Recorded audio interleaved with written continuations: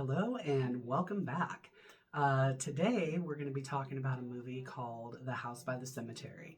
I chose this movie because it's on my shower curtain and because what I read was it was based on another H.P. Lovecraft movie, story. I've been covering a lot of H.P. Lovecraft on this so far. It seems to be the running theme for 80s horror movies, which is great. I have very much enjoyed these movies so far, so I figured why not continue on this until I run out of them on my horror curtain. So let me show you. Right there. House by the Cemetery. That one right there. That's what we're covering today. I was able to find this movie on the streaming Shudder.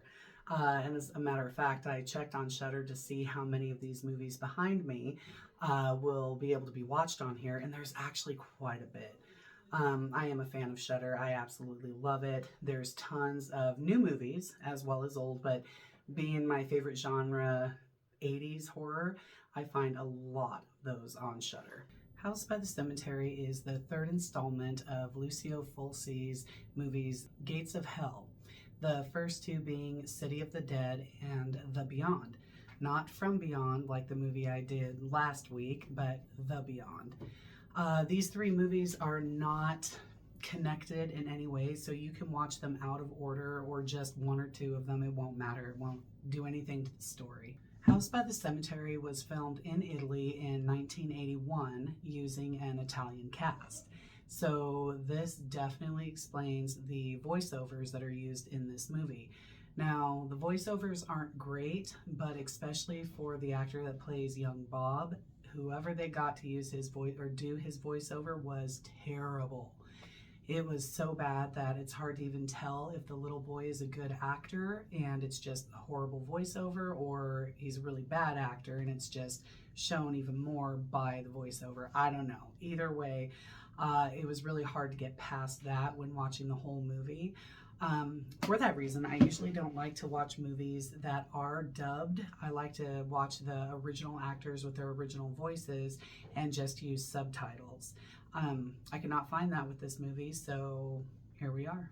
The movie opens with a young woman inside a house. She's walking around looking for a man named Steve, calling out to him, not finding him, until finally she finds him hanging from the back of a door. Half of his scalp is missing. He's got scissors embedded in his chest. She's freaking out. So an unknown person then kills her by the use of a perfectly placed knife. I'll show you a picture of that. It is actually pretty cool.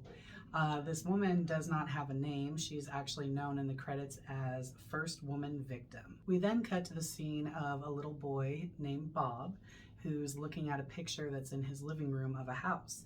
In this picture in the window, he sees a little girl and he's just watching this picture.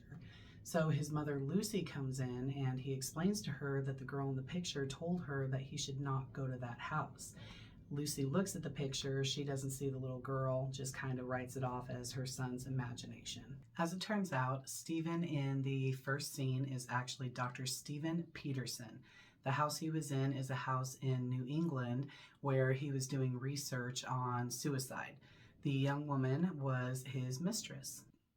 Stephen's colleague, Norman Boyle, is asked to move his family, his wife Lucy and son Bob, from their home in New York over to the house in New England so that he can continue on the research that Stephen was doing. They plan on staying in this house for 6 months. When the Boyles family arrives in New England, they immediately go to the real estate office to meet with their real estate lady, Laura. They're going there to pick up the keys, and Lucy and Norman decide to leave Bob in the car while they go into the office to get said keys. While in the office, it is suggested that Norman knows where this house is because he's been there before. So a very uncomfortable looking Norman looks at his very confused wife and then states no, that he has never been there before. The subject is dropped with kind of like a if you say so feel to it. Back in the car, Bob sees the little girl across the street holding her doll. She then introduces herself as May and says, "I told you not to go to this house." When the parents come out of the real estate office, they don't find Bob in the car. They found him across the street where this little girl May was, and now he is holding the doll. May is nowhere to be seen.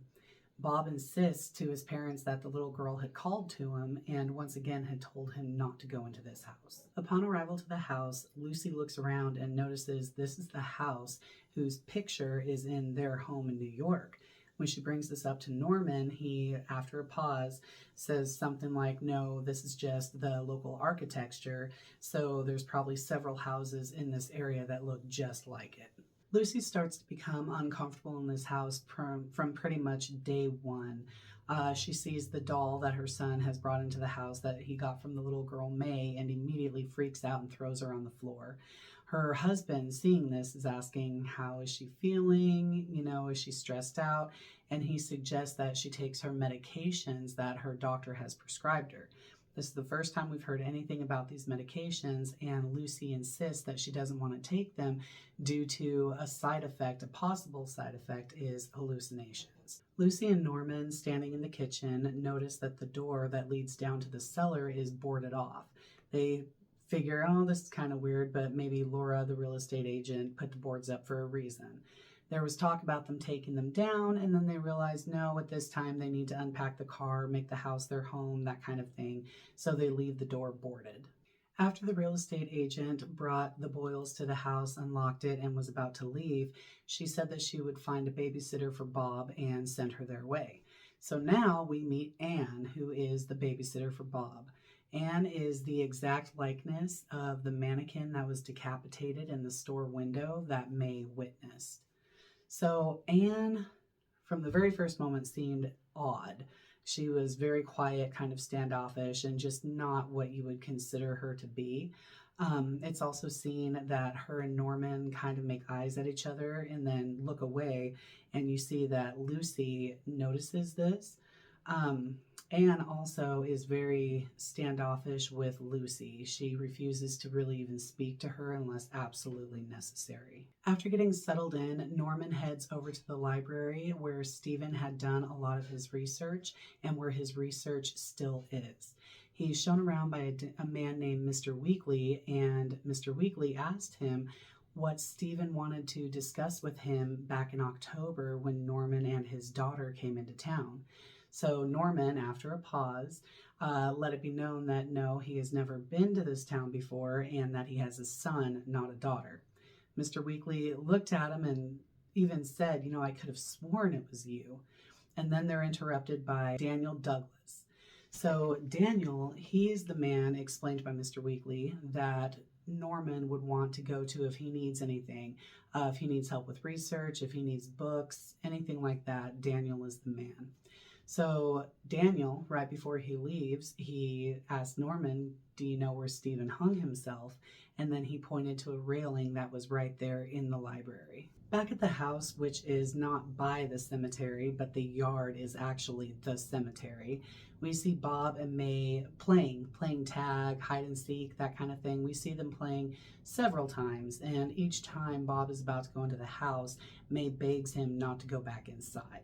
An interesting scene that was in the house was when Lucy, the mother, was mopping or sweeping the floor, and she saw a tombstone that was hidden under a rug. Really freaked her out. She talked to her husband Norman about it. Well, Norman explained that back in the day when the ground was too hard from being cold to be dug up, that they would actually bury their loved ones in their homes. I looked this up a little bit to see if this was the case, and about 5,000 years ago that was the case. It wasn't due to the hardness of the ground or anything like that. It was just customary to bury a loved one under the floorboards of an ancestor's home. So here's where the story really takes off. I don't want to give much away. I will say that Norman went back to the library to do some more research, found a cassette tape that Stephen had recorded, listens to it, and immediately goes home. Once home, he sees that his child is in danger, the wife is trying to help, and he explains to the wife that pretty much that he knows what's going on. By the end of this movie, I had a lot more questions than answers. There seemed to be many side plots that were introduced, not only in the beginning, but kind of throughout, that you figured, oh, this is interesting, I wonder what's going to happen here, and you never find out. And I think I know why. This movie is not actually based on an H.P. Lovecraft story, come to find out. They wanted to make a movie that was a tribute to H.P. Lovecraft and have the feel of one of his stories without it actually being a story. The screenwriter for this movie was actually a man by the name of Dardano Sarcetti. I'm probably saying that wrong. And he claimed that this story was written based on actual events from his childhood. So he lived in a large country home that had a big, scary basement. And at the age of 9, he had to continually cross a graveyard to get home at night. Whether or not there were more childhood experiences that were in this movie is going to be hard to tell, because apparently director Lucio Fulci was not happy with the contributions that Marchetti made to this story. Fulci brought in a writer by the name of Giorgio Maruzio. Again, I've probably pronounced this wrong. And he was a self-proclaimed script doctor. He would come in and he would make alterations to the original script by Sarcetti or Sarcetti, something. Anyway, he would change up the script because apparently the scripts that would be turned into Fulci were very short, and Sarcetti refused to change it up to fit Fulci's needs, so he brought in this other man to change it up. Now, apparently, while Sarcetti was away doing other products and stuff like that, that was when they would go in and they would make alterations to his script, which I also believe might be the reason why we had so many subplots in these movies that were never explained.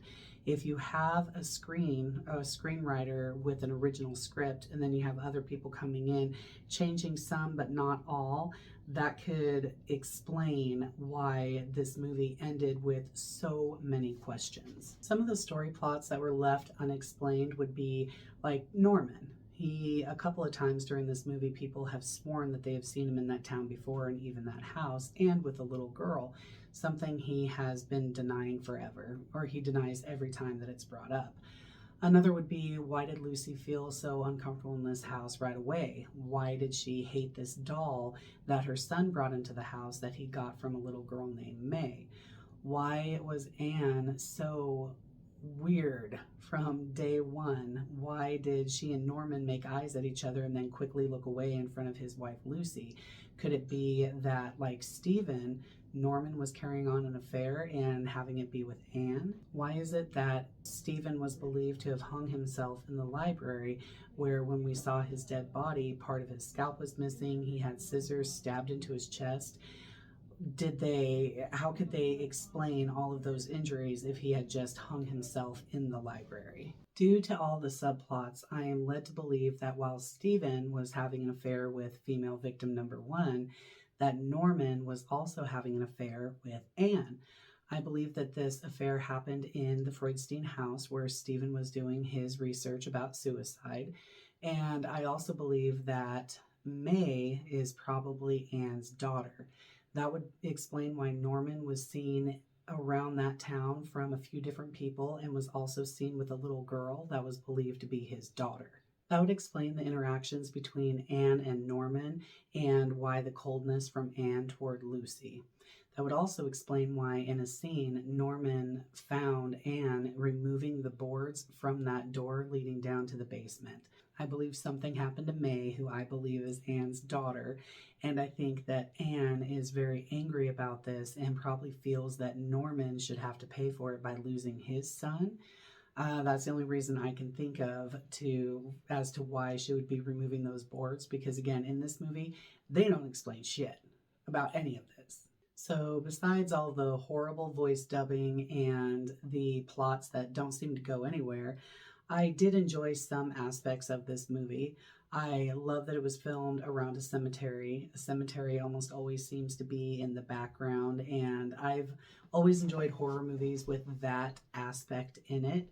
I also enjoyed the gore. They did an amazing job with over-the-top red for the blood and all of the bits and pieces that are spewing everywhere. I thought they did a great job with that.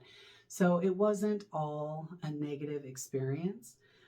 With all these considerations, I would have to say House by the Cemetery gets 3 coffins. It's not a great review. It's not a bad review. Would I watch this movie again? I don't know, maybe, maybe not. It is an 80s horror, so I wouldn't be surprised if I watched it again. And that wraps it up. Thank you everybody who is watching this video and continuing to support my channel, and we'll see you next week.